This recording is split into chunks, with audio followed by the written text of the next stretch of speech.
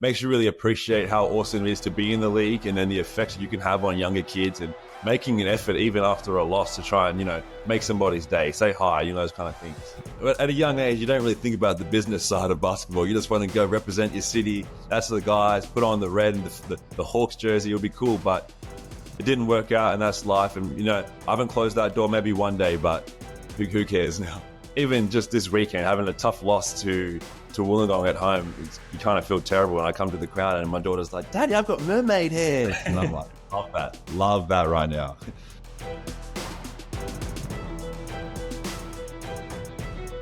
Welcome back to another episode of The Huddle, everyone. I'm excited because it's been a while since we've seen my next guest in the NBL, but he's back. Xavier Cooks joins me for The Huddle. Xavier, it's great to talk in this, but it's also great to see you back on the NBL floor. How are you doing? I'm good, man. It's great to see you, bro. It's good to see you. We're doing this after round 2. We want to learn a lot more about your life during the next 20, 30 odd minutes, but how are you finding it being back in the NBL this time around? Absolutely loving it. Just playing with guys around the league that you kind of built relationships over the years, and playing back in front of my home fans, and even going back on the road and feeling that intensity of playing in Perth again. Like, I really missed it. Now, you were just overseas, and the last time we saw you, you were winning championships with the Kings. You've got the aspirations to do that once again. Did you think you were going to be back in the NBL so soon? No. I mean, I was hoping to be in America for a lot longer than I was. Obviously, that didn't work out. And then going to Japan, that was an awesome experience. But obviously, I'm really excited to be back home in Sydney. And like I said, I missed it here, so it worked out well. Now, you look like you've just come off the practice floor, and for our audio listeners, they'll have to jump on YouTube to see this, because the curls that are going on right now, Zabe, your hair is hairing. You look like you're nice and relaxed before the game start this week. Oh, no, just got out of the shower from practice. So, yeah, I'm just chilling right now. What do you get up to when you're not practicing, when you're doing it all back in Sydney? And compared to what were you doing in Japan, did you get out and see a lot of things in Japan, or was it very similar to what happens in a professional season? My first probably 2 months in Japan, I was active, just going to Tokyo all the time, making the most of my time over there. My little one came and visited during that time, and it was Christmas, so I was very active at first. And then once they left, it kind of got cold and lonely, so I just, played a lot more video games. Go to the driving range, played some golf with Moody and that once it started to heat up. But yeah, I really loved it over there, just trying the new food, seeing the culture, trying to immerse myself into it. Had you been to Japan before? No, I mean, I went for the World Cup, Okinawa, but I was only there for, you're in a little village the whole time. I was pretty sheltered, but I actually loved it over there. It was awesome. Really cool country, really cool culture, and the fans were great. The golf is an interesting one, because a lot of NBL players and coaches are starting to pick up the sticks. Chase Buford, we know, used to love to play golf. Sean Bruce fancies himself a lot, I think more so for the free clubs that probably come along when you're posting a lot of it. But how do you go with the golf club? I have a great time out there. The beers are flowing, the sun's shining. I'm usually losing a few balls, but the vibes are high. I pretty much really started playing golf just to, hang out with my boys, and then you kind of get competitive and get better and better, and then you get a pair of free Callaway clubs, and then you try to get better. But yeah, I'm still working on it. You mentioned Japan, Dave, and the World Cup. It's been a roller coaster, I guess, 2 years for you, from the sports side of things, the highs, the lows, through it all. How do you deal with it all? And do you have a time now where you get to sit back and reflect on all of that? And are you proud of anything you've learned from that in the last, I guess, 2-3 years? Yeah, I mean, when you're in the moment, it all just keeps flowing so fast, and you really don't kind of lose track of reality. It feels like you're just going the motion. Everything feels great. And then I think once the Boomers not making the Olympics settled down, I had some real time to sit back and reflect about the last roller coaster of a couple of years and how great it's been and how the highs have been. Like I said, some of the highest ones I've ever had, and then the lows have been pretty low as well. But that's the beauty of basketball. That's why I really love basketball, because it kind of brings out the emotions in me to the fullest. Even when I'm playing games, the highs are so high, and then when you lose a heartbreaking game, it feels like the world's against you. But that's kind of why I love the game. The lows help that high, I guess, feel even better and understand what is going to come, because before winning the championships with the Kings, I mean, you had injuries you had to deal with to get through, to get back to playing your best basketball. You first got to taste the green and gold, but you went through those lows to get that first patch of greatness. Do you feel like you appreciate it more because of what you've been through? I think I was always going to appreciate it a lot. Just growing up a Hawks fan and being around all their losses, and then to see how hard it is to get there, and just know so many people that played in the league for so many years that never even had the chance to compete for a championship, and to know that I was so blessed in my second or third year to have a chance to go do that. Or even in my first year, we went to the finals and lost to Perth in that COVID year. But I mean, I'm always going to appreciate it because I don't know, it means a lot. You work hard for it, and there's one goal in mind, and yeah, if you get there, it's awesome. I want to rewind back to where it all began. And again, you talk about the Hawks days. That was part of your childhood growing up, but there's Ballarat times in there as well. Give us a little bit of a snapshot, I guess, about how basketball began for you and what your first memory is. Obviously, there's the family history with hoops, but do you remember a specific moment when it all began? Oh, I mean, just being around all the game, but probably my earliest memory is just coming to the Hawks practice at a young age, some school holidays, and absolutely loving it, and just watching the Matt Campbells and the Glenn Savs of the world do their thing, and being, I was me, Glove, those kind of guys in those small cities. We idolize those kind of guys, and just being around it, we felt so cool to be around it, and even getting yelled at for dribbling the ball, those little things, that meant a lot to me just when you're a little kid, and makes you really appreciate how awesome it is to be in the league, and then the effects that you can have on younger kids, and making an effort even after a loss to try and, make somebody's day, say hi, those kind of things. Do you remember a moment watching your old man play where you first realised the impact that he had on a basketball court? No, to be honest with you, not really. A lot of my time from that was I was older and people telling me, like, your dad was a beast. And I mean, when I'm older, I'm going to tell my kid I was NBA final, something crazy. But so my dad's always said the same thing. And then he's too old for the YouTube days, so I can't even really fact check him like that. But just from hearing so many credible sources, like he was a great player. And the Illawarra journey, I mean, playing in the Waratah League with the Hawks and growing up and now playing for the Sydney Kings. When you were little, I'm assuming you were the same as me, you're the same as anyone who grew up surrounded by a club. You're probably thinking, all I want to do is play for the Illawarra Hawks, because that was me with the Adelaide 36ers growing up. And then, as we know with pro sport, it doesn't always end up like that. Was that how it was for you?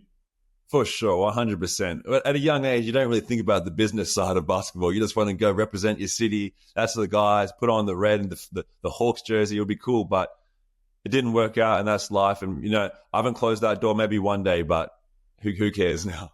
I think they'd want to have that door open as well. When you were going up through the basketball stages, do you remember any specific moment when you realised becoming a professional basketballer, becoming an MVP of the NBL was more so achievable than just the average dream that you get when you're rolling the ball out at year 7, year 6? You said when they come like a reality, you thought, like a possibility? Probably maybe the year, my COVID year, when I broke my foot after making the finals. I feel like I have a breakout year that year, and then I broke my foot and was out the majority of the season. That was really tough just because I felt like I was ready to take that next step. And then the year after, I started off relatively slow, and then I kind of found my footing. The year we ended up winning that year, I got finals MVP, and that was the kind of year I really figured out. But going up my juniors, definitely not. I was a big Gumby out there. I hadn't really figured out my coordination yet. Even in college, I was a workhorse, but I wasn't talented. I couldn't really dribble the ball like that or make plays. And just, consistently making failures kind of made me learn from that. And, now I've kind of been in a lot of similar situations a lot in the game, I feel like, and I can make the right reads. I think a lot of people forget, because you've had so much success in recent history in the NBL, that one, you went to college at all, but two, you went to the NCAA tournament, as someone who went to a mid-major school as well. Just getting to the NCAA tournament was the biggest goal, all I wanted to achieve. So take us through pre-college, the decision to go. Did you have other offers besides Winthrop? Back when I was in Wollongong, I didn't have any offers at all. And then I went to the AIS after I finished U12 for like 9 months or so. And there I started to play, was at the Seabull, one of those leagues back then. And from there, I started to get like a bit of a more attention, I guess you could say. Bigger schools came along, but Winthrop was the first school. And then a lot of schools say a lot of things. You know how it is in recruitment. They say a lot of things you want to hear. And then, once you get over there. But Winthrop was one of the schools that really flew. They flew to my hometown. They flew to me. They met my parents. They made like a big effort to me. And, being so far from home, you kind of want to feel a place that you feel loved and feel appreciated and feel you can trust them. So that was the best place for me, and it worked out. It's funny because, again, we look at the college pathway now, all the pathways, you can go straight to the NBL. But the time we were going to college, just getting that opportunity, getting a school that was interested in you meant the world. Were you ready for what college lifestyle was like? Because, again, we really only had the Paddies, the Delis, those guys who we could relate to of Australians being in college at that time. Yeah, I mean, I was kind of, my brother went to college too, so I was kind of like ready for it. I probably wasn't ready for the athleticism of the players over there in comparison to high school basketball in Australia. So my first year, I was just trying to figure that out. And then the lifestyle, it's your first time, being away from your parents for an extended period of time with all your boys around. So, of course, it's going to be a bit of fun, a bit of trouble, but it was all good. You figure it out after a while.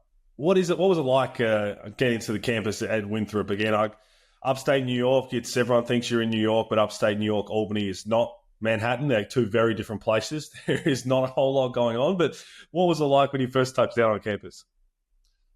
I didn't realize how Southern, obviously it makes sense, South Carolina, but I didn't realize how Southern Trump supporters they were down there. And it was awesome. It was interesting at first, definitely an adjustment. But once I got used to it, I really loved them. The Southern people are really lovely. They're really caring people. So I really loved it down there.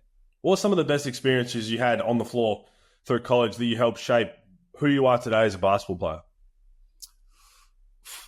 Probably the one which was probably most influential. I was talking about the other day. We played Illinois on the road one time, and I was having a terrible game. And coach said, keep shooting. I might have been a sophomore or a junior, and my confidence had a slump, and I had a wide open three end of the game to tie to go to overtime, and I knocked it down. And that's just something that's not characteristic of me. Sometimes I shy away from the big moments. I get nervous, make mistakes, and let people down. And that moment, I made it, and it worked off for me. And it's kind of showed me you can change a game, you can change the outcome and your perception of a game just by making one shot and being brave enough to shoot it. So that's probably the most influential one for me. But the funnest is probably we won a championship on the home floor, and the fans stormed the court. That was definitely the funnest time I had in college. You feel like the man for a good 35 seconds.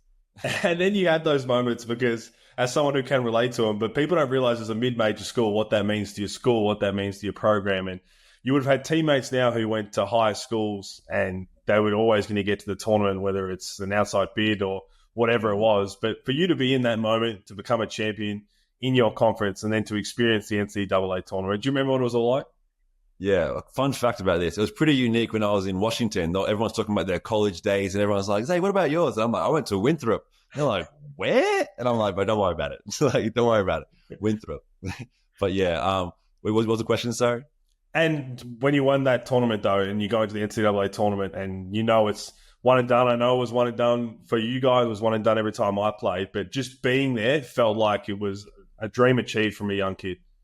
Oh, for sure. I mean, my parents flew over for it. All the attention before, the bus, the police escorts, it makes it feel real special. And to even get there, you're playing on national television. It's definitely an honor.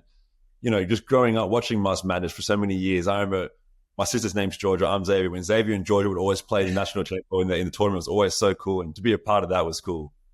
The fact that your parents flew over, it's such a long journey for what could be a one-and-done style, which would end up being with the loss to Butler. When you've been away for so long, for so long in the year, and you're going to college, junior year, sophomore year, all of that, what does it mean to you at the time? Do you think you appreciated it in the moment as much as you would now as a father yourself? At the moment, I appreciate it a lot because my parents have always been, I've been really fortunate. My mum came to when I was in Germany. They've always traveled the world to help me play.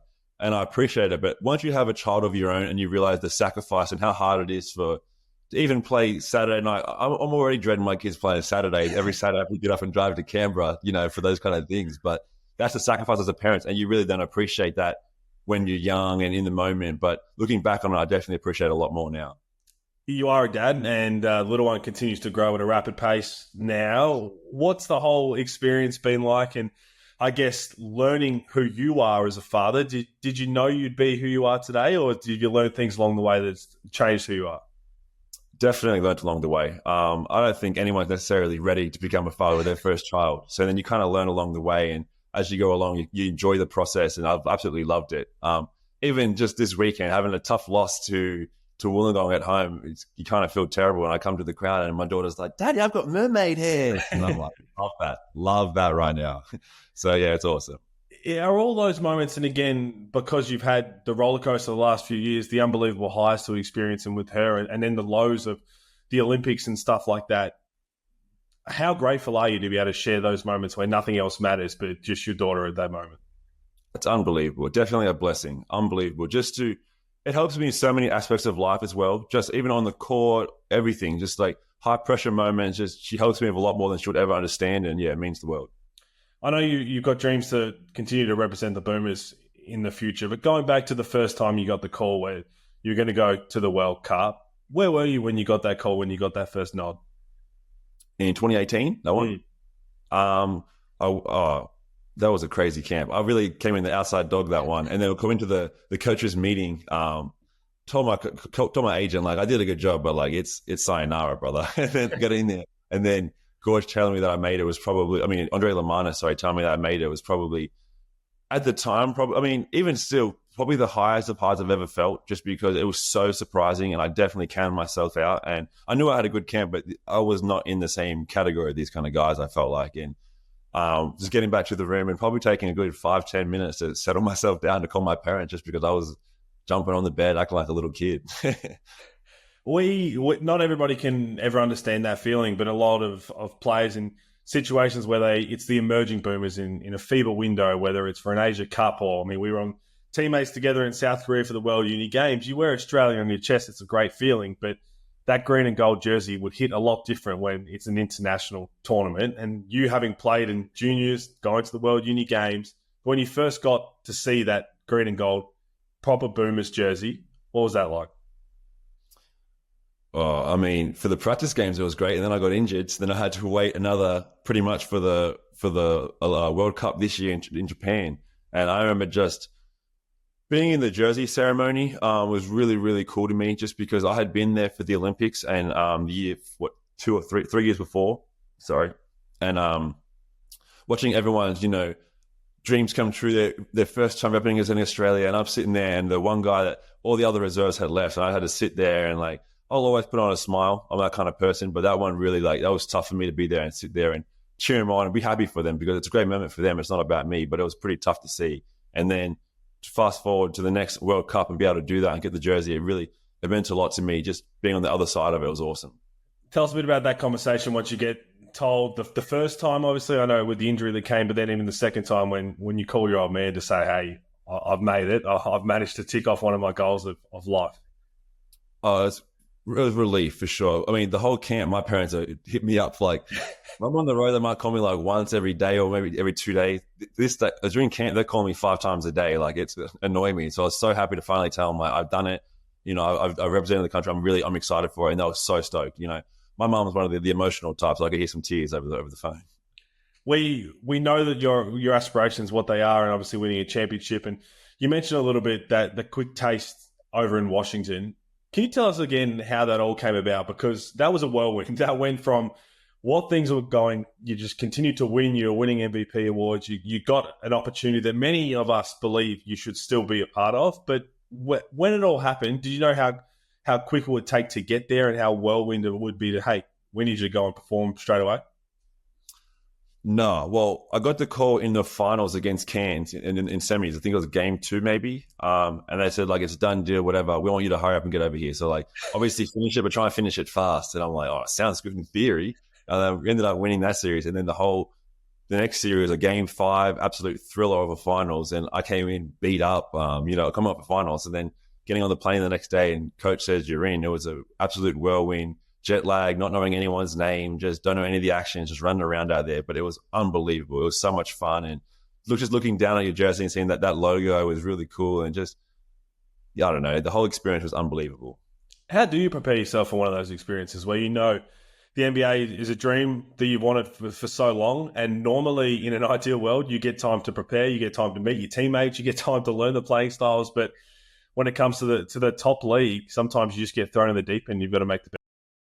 Yeah, I was really fortunate. The people over there were so lovely, from teammates to staff, everyone. They made the transition a lot easier. Probably the hardest part was when I got there, like, the season was over and I was excited to be there. That was just like my energy levels and their energy levels were a little bit off. I was just thrilled and they're ready to be over. But, like I said, the teammates made it a lot easier. System basketball, anywhere you go in the world, is pretty similar these days. Everyone's running a wide, a delay, whatever the kind of similar kind of framework, and you just hooping off that. So that kind of part was easy, but just kind of learning everyone's game styles and learning the adjustments of the league and the rules is pretty tough.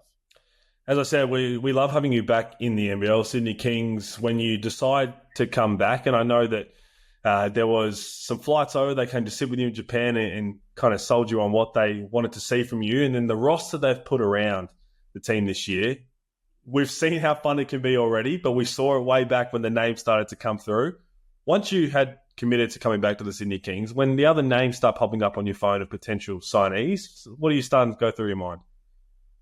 Oh, excitement. Absolute excitement. Even early in the negotiations, they'd text me something like, if you can come, we can also probably get this guy and this guy. I'm like, man, I'm in. You had me sold. And then from there, we get JA back and all these kind of pieces. But I'm really excited the pieces we have. We're still having so many new pieces. It's going to take time to adjust and to figure each other out. And I think we have the highest potential once we do get there. And if we do get there, but that's going to take time. It's going to take mistakes and some failures along the way. But the one thing I like about this group motion is we're so coachable, and you don't have to coach effort or want on our team. Everyone's so hungry to be out there, and there's nothing worse than a guy that's super skilled and super talented, but you got to try to push them to get more from them.